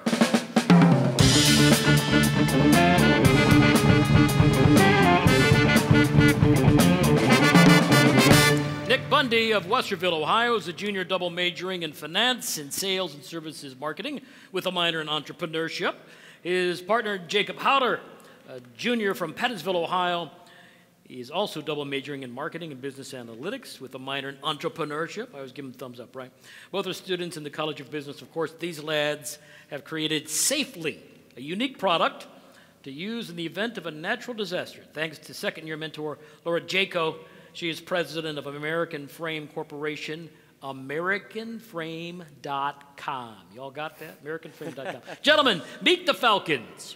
Hello, Falcon investors. My name is Nick Bundy. And I'm Jacob Halter. Tonight, we are presenting the Safely. We are asking $5,000 for incubation. Take a look at this photo. This shows people in the Gulf Coast last summer evacuating their homes from Hurricane Harvey. These people are distraught and in a time of immense chaos. Now put yourself in that position. Would you be prepared for this? Would you have all the valuables that are important to you? Would you have the resources to keep yourself alive until help arrived? Last year, there were $306 billion worth of natural disaster damages in the United States alone. This is $100 billion more than the previous record year of 2005 when Hurricane Katrina hit. Due to environmental factors, storms are only getting larger. Natural disaster victims have to worry about not only losing their valuables to weather damage, but may also be confused on how to sustain themselves while evacuating their homes and being on the move. This is why we've created the Safely, a secure, innovative, and accessible product. The Safely has a middle compartment that is carbon fiber coated and completely indestructible. This compartment is designed to hold important documents. The outer flaps have pockets for storing survival products. The outer flaps are made out of a water-resistant material, as only the middle compartment needs to be completely fire and waterproof. Now, while most survival kits contain survival products for staying stationary, the Safely specializes in survival products for being on the move. We offer these items a la carte, allowing our customers to choose what's important to them. Survival products, for instance, could include water purification tablets, first aid kits, or dust masks. The Safely system also makes it easier on the family during the insurance claim portion after a natural disaster. This system provides them with login credentials to log into a third-party cloud-based data encryption service where they can upload pertinent information, including receipts, photographs of receipts. Now, families can rest assured they will be both prepared and organized in times of chaos. The Safely is the one item to grab from the home during these times. We've been able to validate our opinions through a local market research firm, Critical Mix. We surveyed 300 people living primarily in the southern United States. Of these respondents, 47% had their homes impacted by a natural disaster. 62% said that they'd be likely to purchase our product. 67% said that they would consider replacing their current method of storing valuables with the Safely system. 72% would recommend it to a friend, and 80% believe having a disaster kit is necessary. Although the states we targeted primarily had hurricane victims, we believe the Safely will be effective in cases of other natural disasters, such as wildfires and mudslides. With an MSRP of $99.99 and a cost per unit of $38.51, this brings us to a margin of $61.48. This is a 61% margin. In our first year, we plan to sell at least 1,000 units, and we need to sell 2,400 units to break even. Marketing efforts will include online marketing, attending trade shows, and publishing blogs around times of natural disasters. We will take pulsing promotional efforts during the hurricane and wildfire seasons. By taking a look at this graph, these are our expected sales revenues for the next 5 years after our launch in 2019. In order to obtain 1% of the residential safe market, we will need to sell 18,552 units. We plan on reaching this estimate by 2024, but before we can do that, we will need to further develop our idea through incubation. Through incubation, we plan to develop a commercial-grade prototype, conduct further market research, and create an enhanced product feasibility analysis. Again, we are asking $5,000 for incubation. What this means for you is you will have priority access to the first round of funding and the development of a revolutionary product that will both alleviate the distress and save the lives of families everywhere. When disaster strikes, will you be ready to leave safely? Oh, killer hook. $5,000 for incubation. Esquire Yorkovich, Dr. D, yeah, talk to me. I have a question about the system. So I see it as a go bag, right? Or is that what the survivalists call it, right? A go bag, so you take that in the event of a disaster. But you'd mentioned a system where you're uploading stuff onto a website, or help me understand what that part of that aspect of it. Well, this market values tangibility, holding the items that are important to them. As society progresses, we see ourselves going more into the technological aspect of consumer products. Therefore, it's imperative we develop a system for later on that would allow them to upload stuff in the cloud. I have a question. Besides the being a pouch for pockets, does the system have any other functionality or features, capabilities? I mean, you know, my cell phone's going to die. Can it charge my cell phone? You know, things like that.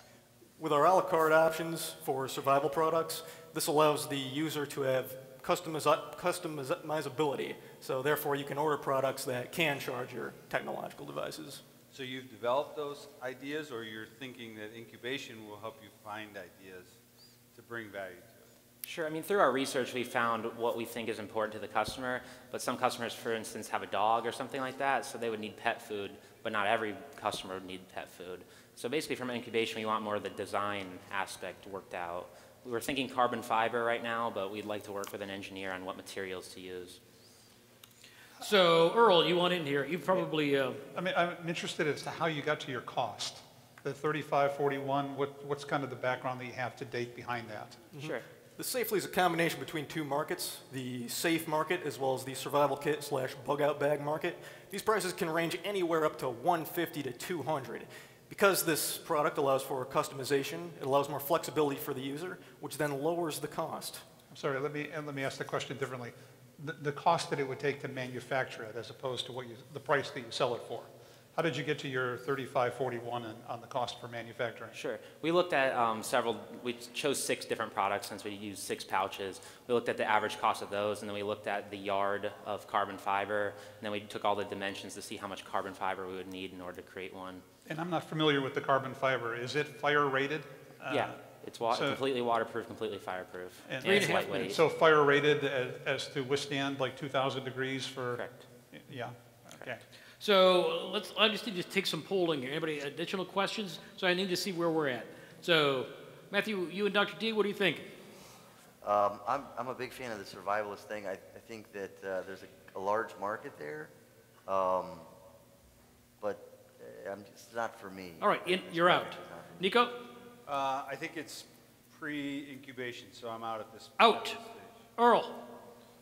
I don't want to hear yet. I've asked questions. Yeah. Sure. Got it. We'll keep going. Mark? Have you considered trying to partner with like an insurance company or something, or LifeLock, where they make it part of the package? 3 minutes. If somebody's already kind of that proactive to be ready in case there is an emergency, they're probably, they may already be ready. But there might be something if you package it with an insurance company or something that it makes it part of the normal process. I don't know if you considered that. Yeah, we would definitely consider working directly with an insurance company. We also considered going to condos and things like that, so they would give it to all of their tenants, and that would be a nice B2B sale right there. Yeah. Sok, got any questions? You just want to say in or out? $5,000 incubation. No, listen, it's great presentation skills. Jacob, you sound just like Rod Serling at the Twilight Zone.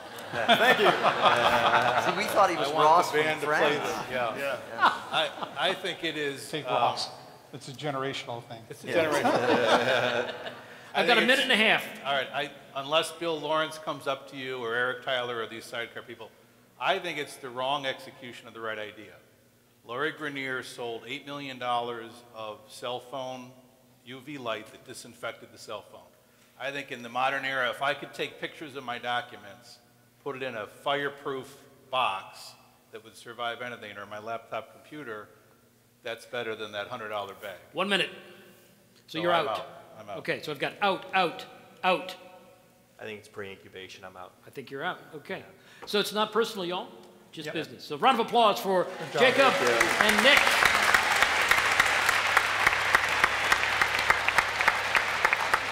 So don't forget to vote for the People's Choice Award winner. I can't see the screen, so I don't know where we're at, but I'm guessing you're doing it.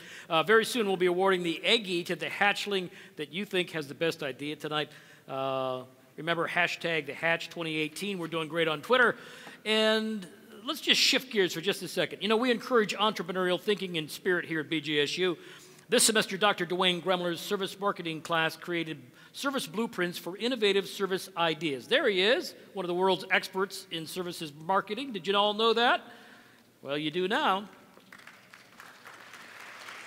His class is Service Blueprint. You know, it's a picture or a map that portrays the customer experience and the service delivery system. Earlier this afternoon, 9 teams of his students presented their service blueprints to BGSU alums who observed and judged each project. Through a generous donation made by BGSU alum Herb Getchys, we have funding allowing Dwayne to award for this inaugural event. After telling the scores, the winner of the Best Innovative Service Blueprint for Spring 2018 is a team of Nick Adams, Nick Heitz, Sam Kazgas, Adam Snyder, and Brianne Welty for their idea called Agricultural Solutions. It's a drone idea. Very, very cool. So a round of applause for the first recipients of the Service Blueprint Award. They are going to be having some big checks written very soon. So Dr. Grebler, congratulations and thank you for doing that.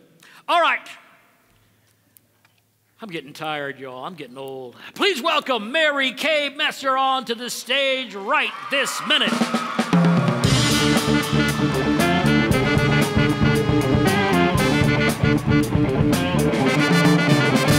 Miss Mary Kay calls Chicago, Illinois home. She's a junior majoring in dietetics in the College of Health and Human Services and is a member of Kappa Gamma. Mary Kay's business idea is an app that makes childhood nutrition fun and interactive while providing educational tools to successfully manage dietary restrictions. Her mentor is first-timer Rich Eiler, who holds a couple of degrees from BGSU's College of Business. Mary Kay, it is now your chance to hatch a deal. Good evening, Falcons. My name is Mary Kay Mester, and I'm the founder of the nutritional education app, Bloomzoa.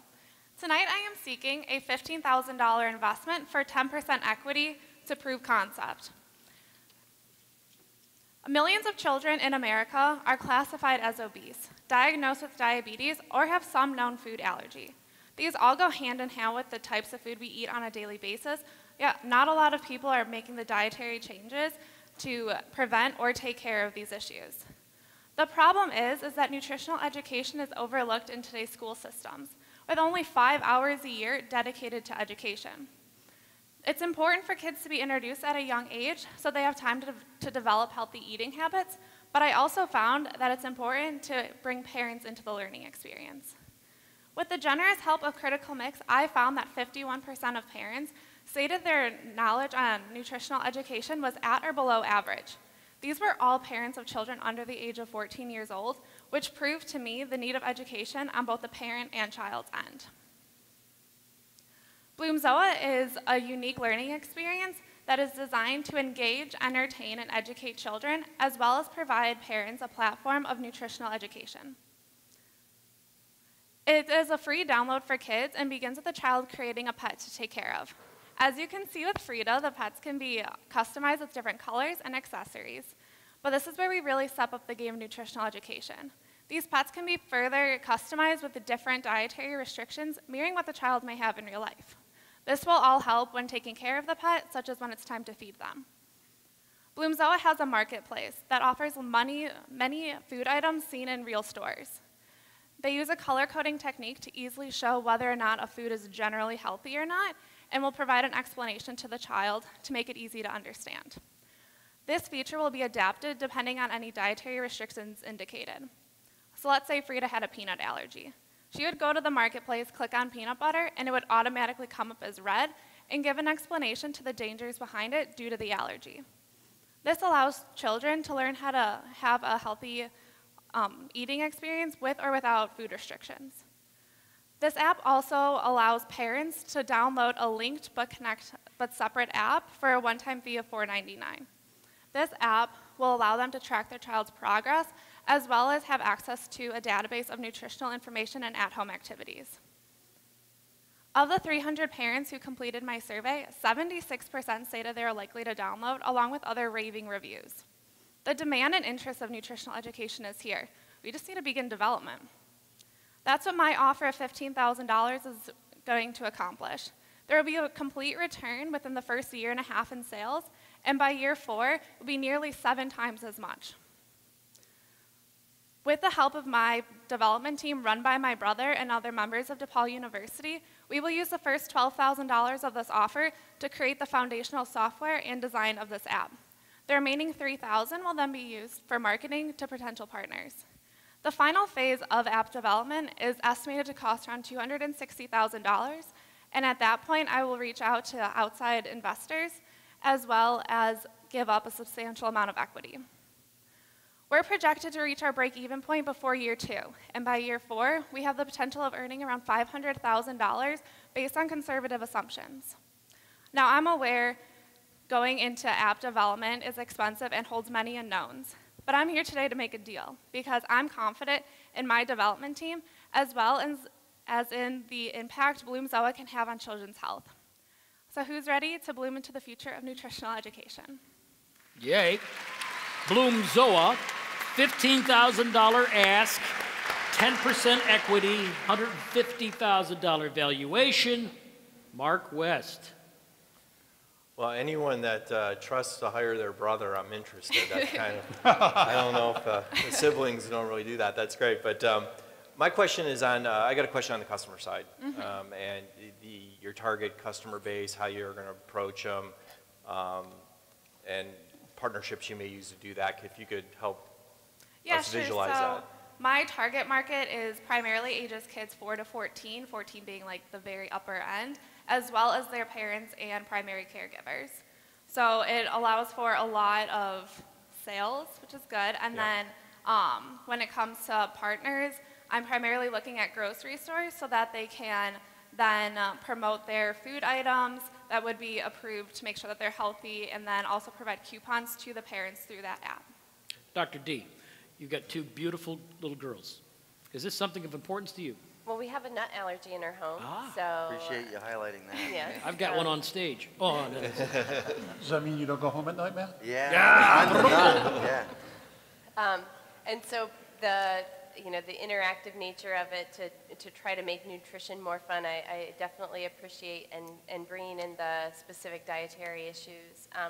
My question or concern, I suppose, is that, on my phone and on our tablets, we have 50, 100 apps downloaded that they go to a couple times and they kind of lose track. How is this going to keep them interested? Right, so with the $12,000 going to my development team, they're also, along with the basics of the app, they're going to create mini games.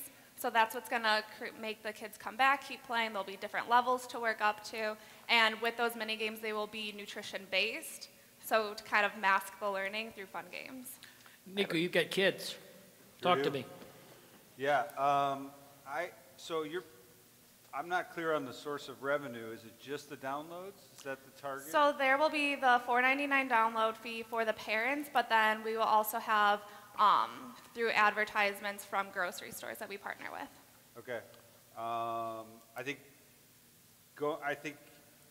So I'm stingy. I don't buy any apps for $4.99. So that would be expensive for something that I can't exactly see. I mean, I think it's cute, but I don't see me downloading it for $4.99. Yeah, the kids app is the free one, and then the parents, since it has a lot of nutritional information and will be a source of like a database and have recipes, at-home activities, that's where the fee comes in. 3.5 minutes, $15K, 10%, $150,000 valuation. She wants to make a deal.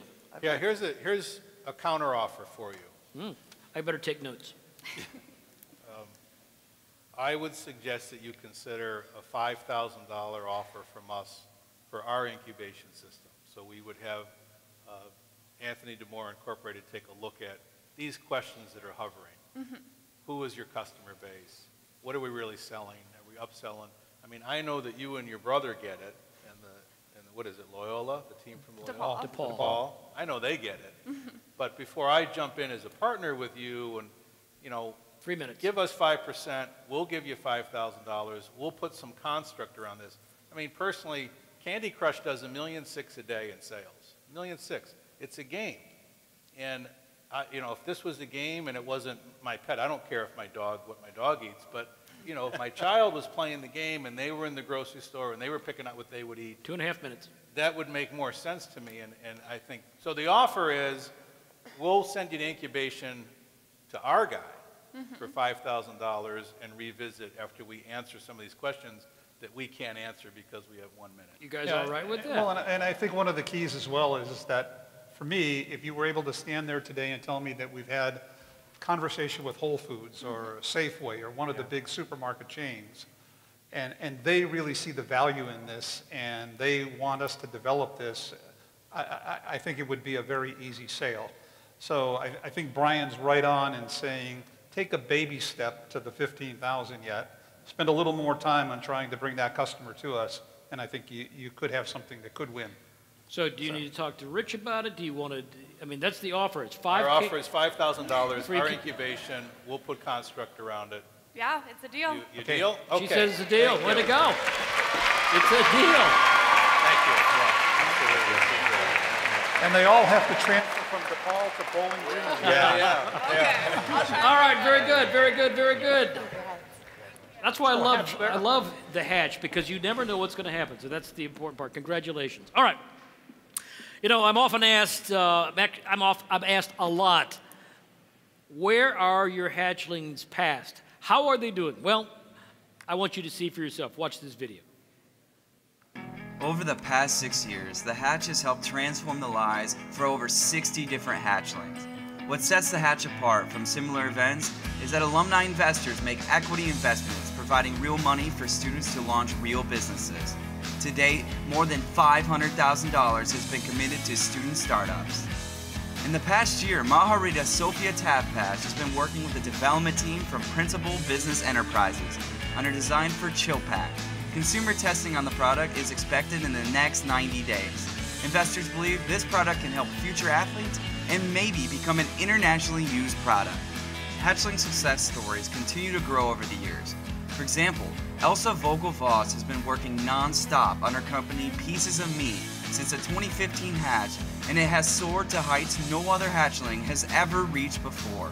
So after I graduated, I moved back to where I grew up in Holland, Michigan, and I had a choice to make whether I was going to go get a job as a graphic designer or chase after Pieces of Me. The hatch was the first step for me. It was a huge learning experience, and I was so grateful that the hatch is open to every major at the university, because I studied graphic design and was in the graphic design department.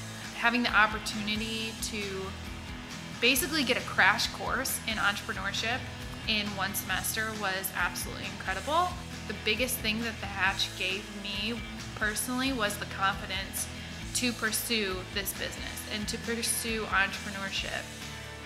After the response that I got on the night of the hatch and going through that program, I had the confidence and felt like I could actually go for it. The biggest change from the hatch is the concept started much broader and much bigger, and I pivoted and ended up launching a product, and we have a product line now that I had no idea was going to come to be. And I think that's what's really exciting about the journey, is that you don't know where it's going to go, and it's always something new. I hope to continue to grow this jewelry line. We want to grow a variety of different products that we can add to our existing line. Different styles of cuffs, rings, earrings, a whole gamut of different products. And then we want to take it past jewelry. I have a vision that Pieces of Me could grow to be a national brand that has a variety of products. It could have wearable merchandise, it could have hats, it could have shirts, and different things underneath it, but that all revolve around this deeper meaning of wearing who you are and being able to express your personality. Pieces of Me has created a scholarship fund for future hatchlings. Everyone who purchases tonight will receive a $10 discount. But wait, there's more. Earl. Am I on here? Yeah, Yep. There we go. In addition, Elsa is just fabulous to work with, and I'm Elsa's primary investor now at this point. And when we concocted this idea, we said that, you know, this is the perfect time coming back to the hatch. You're doing wonderful with this. It's growing. Why don't we come up with a promotion that let's give a 10% discount to whoever buys tonight. Elsa went one step beyond that, and she's provided on your chair one of these cards that tells you her website, piecesofme.com, and it says for the discount, use the code EWEEK. Well, in addition to doing the 10% discount to everybody who buys, created the idea that we'll also donate 10% of the revenue to a Hatch Scholarship Fund, and Elsa said, I'm only doing that, Earl, if you match it. So I agreed to match it as well. She's a smart lady. Even to the point of saying, we have a few bracelets to sell. Okay? So I hope you will be on board tonight. You can see us right over there underneath the clock to the left, and have some fun with it. It's a great product. Hey, Earl, the only one that I know who has more bracelets than you is my wife. She's got them all. She's got every one of them. All right, congratulations to Earl. Congratulations to Elsa and to Mahali, to Sophia Tafpash, and other hatchlings who are doing really well. We're proud of them all. All right, let's meet our next hatchling, Oliver Ernst.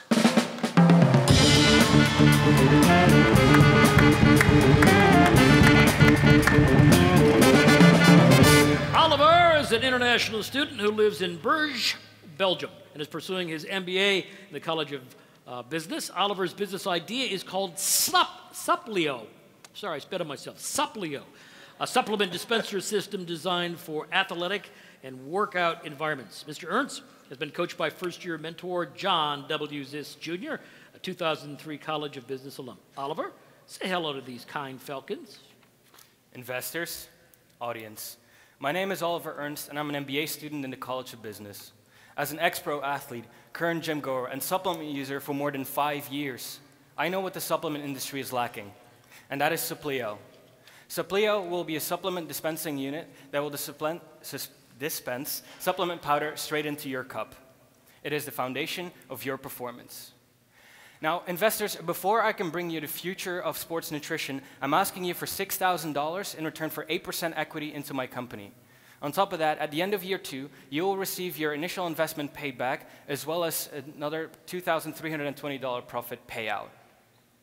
Now, the supplement industry is huge, that is a fact. But that doesn't mean that there aren't any problems that we need to tackle before this industry can reach its maximum potential. First problem is a lack of knowledge. I don't know about you, but a lot of people don't know about supplements. They don't know what to take, they don't know when to take it. Another is it's just too expensive for people, or for some other people it's just the time. They don't have time to research them, they don't have time to make breakfast in the morning, they rush out the door, grab a quick snack, eat it along the way, causes malnutrition, and in some worst cases, obesity. Just look around you. The obesity rate in the United States is the highest out of any country in the world, and it's still rising. Now, I did my research. I did 60 qualitative and 400 quantitative researches, and out of that became clear that the previously mentioned problems are the main issues as to why supplements aren't being used by more people. And still, even though because we have these problems, the value is still expected to raise from 122 billion to 278 in just a matter of 7 years. And what if I would tell you that I could bring you that growth quicker than 7 years? How? Well, ladies and gentlemen, it's with pride that I introduce to you Supplio. Supplio will be able to store up to 9 different supplements, and we'll have a smart screen that will run advertisements as screensaver, but also as a source of revenue. On top of that, this screensaver, or this screen, if you will, this will will tell you as your personal assistant what supplements to take, when to take them, what's in them, and if you have any allergies, what you can't take. It will also have an internet connection that will allow it to be updated and therefore withstand the test of time. Now, you know the problem and you know the machine. Let's look at the value. This machine will be characterized by hyper-customization, as it will be able to work, because we're working with a list of different supplement brands. So you can store whatever you want in the machine according to what your customers want. So we know that this is a critical aspect in this today's society, so we work with that. It will maximize utilization of supplements, increase awareness and knowledge about supplements, as well as improve mental and physical performance and other health benefits that have been proven through many researches along the years that supplements have been in business. And to put it in quick words, this is an easy and improved method of nutrition. Now, this machine will cost me $4,500 to manufacture via a manufacturer in Columbus, and it will be sold for $8,000. After the prototype, 3 months after, we will seek another round of funding of $64,000 to achieve sustainability completely. After the first year, we expect to sell 29 machines, which will allow us to break even, as well as after the second year, 40 machines, which is not too optimistic, not too pessimistic, and will allow us to pay you guys back, as well as everyone else that invested in the Soplio, as well as a profit payout. And at the end of year 5, we expect to have version 2.0. Yes, you did hear that correctly, version 2.0, because Soplio is not just a product, it is a company and it is a brand. And we're currently working on an on-the-go and in-home device that will be manufactured in hopefully 5 years from now. So, investors, it's time to supply Americans and reach their maximum potential. Thank you. Soplio, $6,000 ask, 8% equity, $75,000 valuation. Nico. Question for you. Thank you again for your presentation. Thank you. Awesome. How big is this device? I saw the 3D, but yes. Is it a desktop unit? Is it? It is very similar to normal vending machines. So the dimensions are 80 by 40 by 80 by 45 by 40. So you'd be competing with the vending machine industry in terms of size and footprint. Yes, it would be exactly the same size, so there wouldn't be anything like that I'm bigger and therefore more difficult to bring into buildings. Like it would be exactly the same, but just a different product. Would you be partnering with a vending machine company? Yes. You mentioned somebody you were talking to. Yes, we're talking with a company back in Columbus who manufactures vending machines, and they were actually told us that they were interested in manufacturing this one, and they said the total process to manufacture one of these machines, if you would have to develop it completely until the end stage, that would take like I said, only a few months. Nico, you're shaking your head. I'm not sure what I'm getting. I am. How much time we have? Not enough. I've got 4 minutes, 4.5 minutes to go. That's a lifetime. 4 minutes. Yeah, it is. You have more questions? Can you tell us what makes this unique? What is the intellectual property? As an example, in the Keurig K-Cup, the innovation was the pinhole in the cup. That was the patent that made Keurig overtake this single. What makes your invention unique? So it is unique in the way that there's nothing out there, first of all, to get that out of the way. There's also no machine with those spinning cylinders, okay? You can patent that so that nobody fakes you in that way. And this machine is also focused on the lowest cost possible. So we work with powders, first of all, so we can't get in trouble with any companies that have already a contract with the university, like Coca-Cola, because this is dry product, they're liquid. And on top of that, we also we work with a list of different supplement brands that we're already working with, and they're interested to hear more about this machine, as they only have sales reps that are currently selling in the field. There's no machine out there, and that's just too much cost for them. 3.5 minutes. Any interest at all? Would you take a look at this for me? Uh-oh, we're passing papers now. What's in it for the facility where it's at, and where you put the machine? Yes. So we would get profit out of the selling of the machine. The facility would get profit out of the markup on the supplements in there. So supplements, and if you produce them in high quantities and you get them immediately from the distributor, can, depending on if you have protein, BCA, or whatever, but for example, protein could be easily made per scoop, because they measure per scoop, would be around like 15 to 30 cents. 3 minutes. So Matthew, you were handed a secret document. I don't know if we should... Well, what I was handed was the patent for a protein and energy powder supplement cold dispensing coin-operated vending machine that was granted in 2004. So I'm not sure if you're familiar with that, but you talked about possibly obtaining a patent, and based on the description here, it's obviously very broad, and so there's a chance that you could be infringing on someone else's patent. So it looks like the Falcons have done their homework, which is good, right? They always do their homework. So, no, I mean, no, chance. Don't misconstrue it. No, we're trying to help you. Yeah, of course. And this is what we do. This is our business. 2.5 minutes. So maybe there's another approach from the vending machine business. That's. I don't know if you have any ideas. Well, I mean, I partnered with Giuseppe a couple years ago that came through this program. Giuseppe? Dr. Giamanco. We love him. And he's morphed his product from a capsule to a machine that makes the capsules for other people. He might be somebody we want to connect you with, because there's protein powder out there, there's vending machine licensing going on, so I think it's something in between. It's some other way to make this come to market. Minute and a half. So what do we want to do here? Nico, you leading? Is Yeah, it something that you... I would suggest that the deal is that you go and work with Nico Catone offline, because he has a technology that may be a workaround that preserves your idea, and you can come back to us. As Earl said in the opening remarks, this is a new format. Nobody's going to give you $1 million tonight in 4 minutes, right? Of course. And so we did that before. We did that before. It didn't work out. So Nico has a pathway home. You work with Nico Catone. You come back to us, and Elsa told you she pivoted. Elsa's original idea was Pieces of Me, which was clothing. Now she sells jewelry. So you may be a candidate to pivot. So 1 minute. So help structure this for me, Nico. Is in consultative expertise? Yeah. You're not going to do a deal right now. You're just going to give him some I think we got to consultative- talk more, because I think it could be even better than just, you know, compete. You don't want to compete with Coke for vending machines, but no. But there's something here, I think. So. Well, and I think the other thing for you is that you've got a 30 seconds. manufacturer that's willing to make them. Yes. Okay. Yeah. You need to go find somebody who's willing to put one in, get the manufacturer to make it for about half that cost, and have the other guy pay that cost, and get your beta site with somebody who gives you real money, and you get it maybe for $2,000-3,000. So the deal is this. The deal is this. You're going to get some professional expertise and some consultation from Nico Catone. If not, you don't have a deal. Cool? Okay. Is that acceptable? That is acceptable. Round of applause. Thank you. Good job, man. Way to go. You should shake Nico's hand. Yeah. So we want to give a shout out to all those students in the audience tonight, college students, BGSU students, those of you watching the live stream as well. If you want to be part of the 2019 Hatch program, listen up.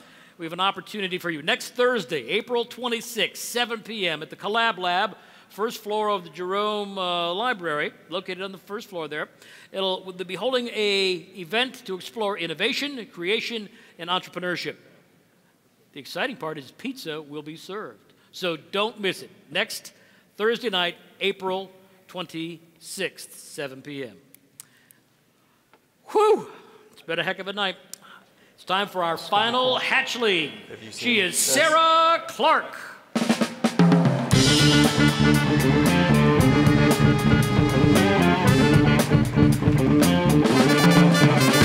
Sarah lives in Bowling Green, Ohio, and is a senior in the College of Education and Human Development, majoring in intervention. Sarah is a 4-year member of BGSU's equestrian team. She's also a 4-H advisor and horse bowl coach. Sarah has invented the Magna Halter, a unique horse harness for people of all abilities. Special thanks to Bob Wenzel, our lead mentor and my friend for the past 4 years, and Sarah's mentor. Bob is co-owner of Wenzel Communication and has 2 BGSU degrees. Sarah, quit horsing around and talk to these falcons. So hello and good evening, Falcons. I'm Sarah Clark, and I'm here to introduce you to the patent-pending Magna Halter. I'm an intervention specialist major here at BGSU, working with people with disabilities, and I've been an equestrian for the past 10 years and worked with other equestrians with minimal fine motor skills. I wanted to design a halter that would be more accessible for para-equestrians or equestrians with disabilities, but one that could be used by all equestrians. But before we get started, what is a halter? So this piece of equipment is a halter. It enables us to control the horse from the ground. It is not used for riding. It is a necessary piece of equipment as all equestrians use them. My product targets the 66,000 para-equestrians who are involved with horses. It also appeals to the 4.9 million horses who all need an easy-to-use halter like the Magna Halter. Earlier this year, using Qualtrics, I did some research on equestrians and their halters, and here's what I found. 80% of my respondents reported that they use halters with buckles and clasps, which require fine motor skills to be able to use, something not all equestrians have. So what's the big deal? Well, 33% of my respondents reported that they have difficulty with that type of halter. And if it's so difficult, why not just have somebody else do it? Because horses look to the alpha, and in haltering a horse, you establish yourself as their leader. And not to mention, 93% of my respondents reported that it's important for them to be able to halter their horse independently. In this picture, you see a picture of a para-equestrian haltering her horse with the utmost ease using the Magna Halter. This incredible para-equestrian is Heather Smith. Heather is a member of Team USA, and she is also a world para-reigning gold medalist, and she is currently trialing the Magna Halter. So far, she says she's impressed with how sturdy it is, just like a traditional style halter, and she has also expressed how easy it is to get on and off. And to see how truly easy it is to use, let me introduce you to my friend, Thunder. Thunder. Thunder is a miniature therapy horse brought to us by his team from Serenity Farms in Lucky, Ohio. And he is modeling a Magna Halter for us this evening. All right, buddy, step up. It's okay. Yay. He's hoping you're going to make a deal with him. So to remove the halter, all you need to do, here, buddy, look over here, is simply pull down the tab to release the magnet, and then to restore the halter, all you need to do is realign and reconnect the magnet, and then he's ready for his next adventure. Thank you, Thunder. Good boy. Isn't he beautiful? Thank you, guys. So, Falcons, how much would a great halter like this cost? Well, I could have it manufactured for under $13 per unit, and then we would sell it for $51.99.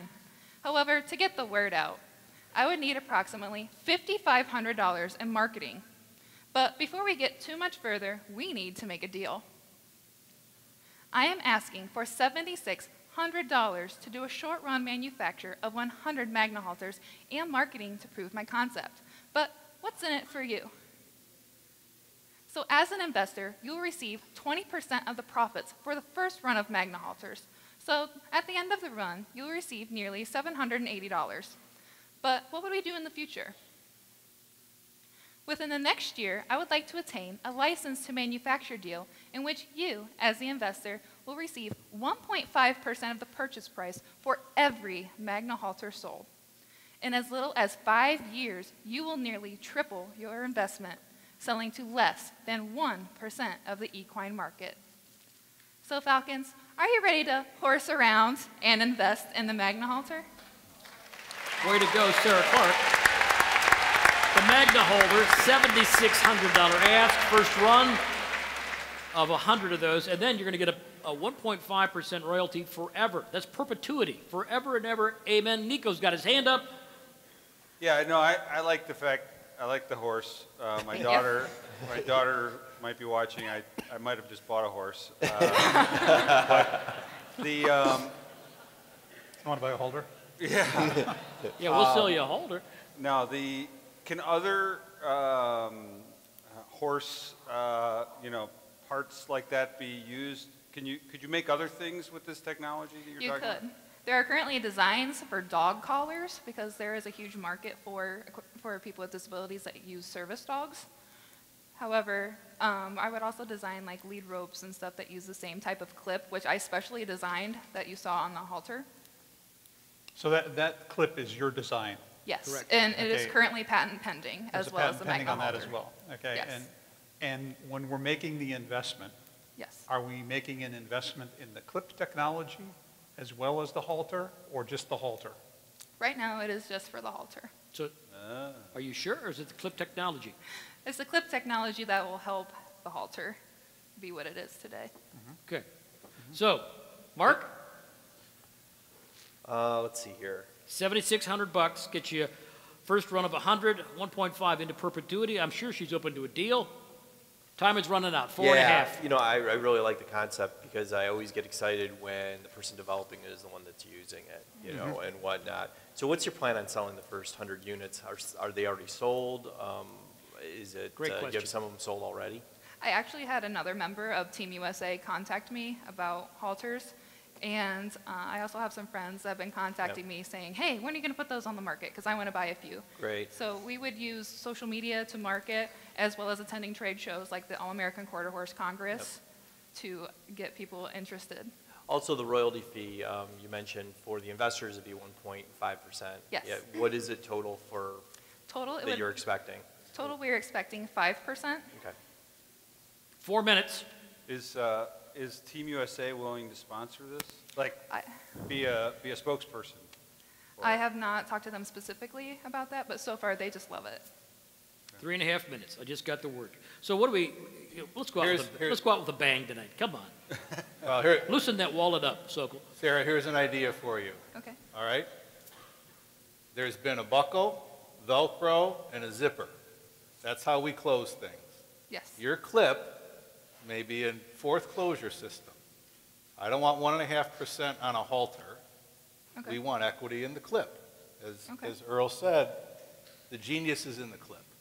So what you should do, or what you should consider, you know, great idea, right? Thank you. Fourth closure system. Could be on dogs, cats. I could put it on a lot of things that I'm thinking about. 3 minutes. You should think about going through our incubation, redefining this. Let's give you $5,000, maybe even more. Maybe Eric Tyler, Bill Lawrence, right? Let's give you some money and redefine all the places this clip can go. Let's talk with the IP attorney about how quickly we can accelerate this. And let's really see if we have a fourth closure system. Let me talk. Can I talk to my mentor for a second? So No. Anybody else? Yes, of course. Anybody else want in this conversation? We've got 2.5 minutes. Do the whole thing. Yeah, I mean. You'll just take it, you're going to take it from us? No. You're not going to share it? No.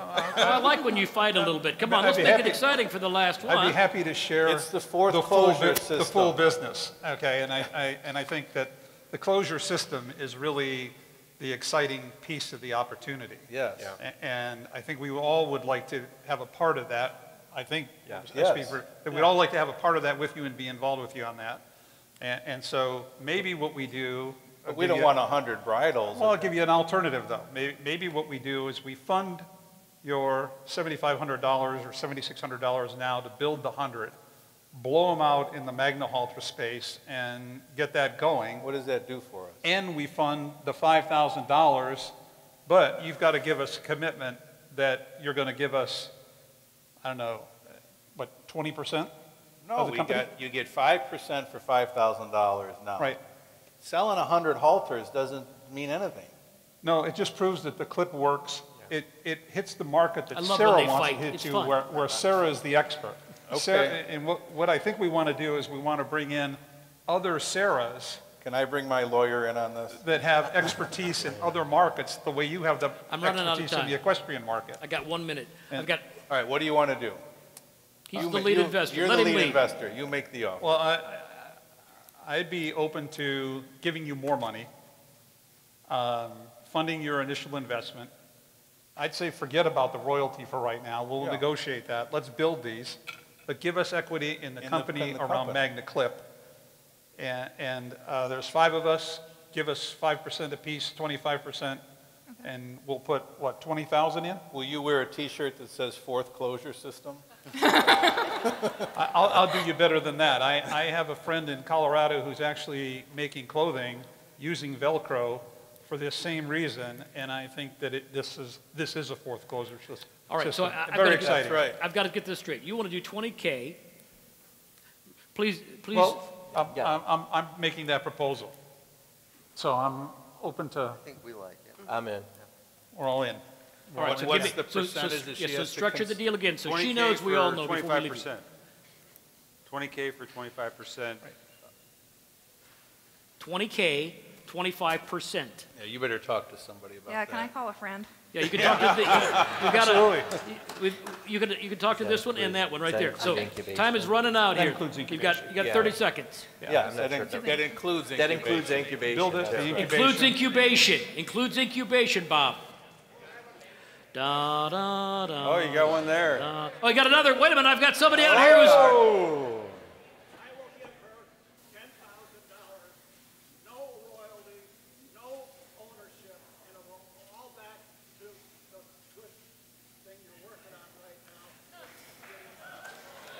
So from the audience, you guys get. We have a steal. Yeah. So what do you want to do? We have a steal. So are we good? So you've got a couple of deals here. We need to make a decision. So good. thank you so very much. $10,000, free and clear is what I understand. You're just going to fund it. You've got no. He's just going to fund you $10K. These guys want 25%. 20%. I know what deal I'd be taking.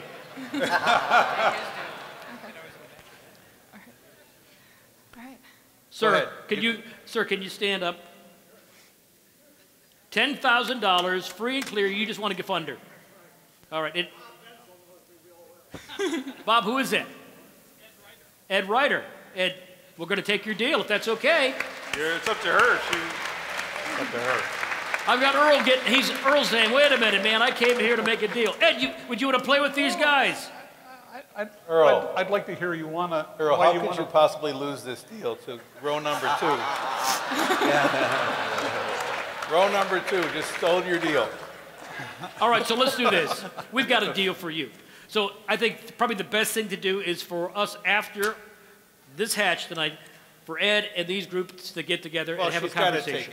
She's got to take Well, Ed's of course deal. she does, It's but I much think better that for she really wants to work with all. So Okay. let's figure that out. Ed, thank you so very kindly. Thank you. We're going to take the deal, okay? We're going to take it.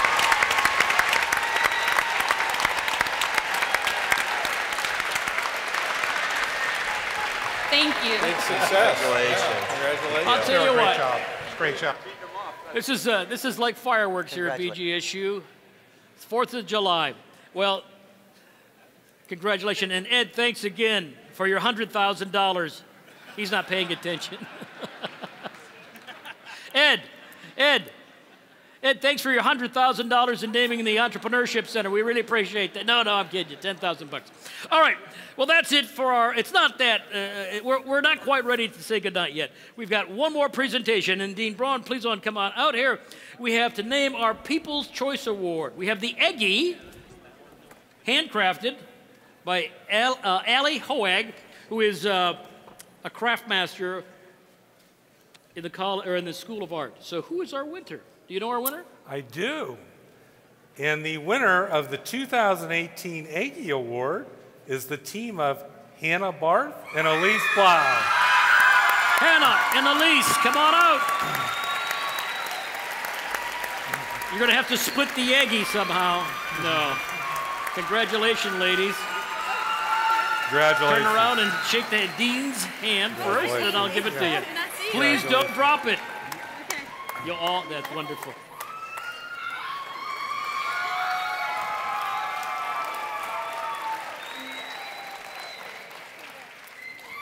Yeah, don't drop it. Congratulations again to all of the hatchlings for their hard work on their ideas. Many thanks to Kirk Kern, the Falcons, alumni mentors, and the Hatch All-Star Band for such a great event.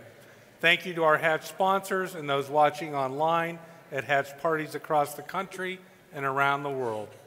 I hope you enjoyed it as much as I did. See you next year for Hatch 2019. Good night. Good night, everybody.